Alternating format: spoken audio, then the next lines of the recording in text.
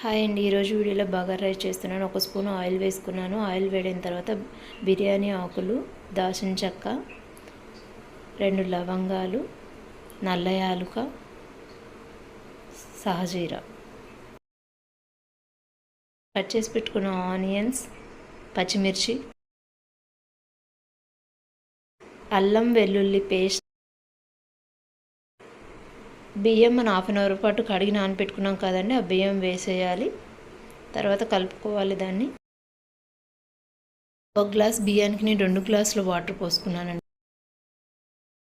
Cut చేసి పెట్టుకున్న కొత్తిమీర, చిటికెడు గరం మసాలా. మధ్య మధ్యలో బగారా రైస్ని కలుపుకుంటూ ఉండాలండి.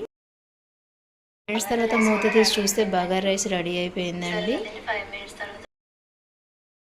వేడి బగారా రైస్కి ఫిష్ కర్రీ చాలా బాగుంటుందండి.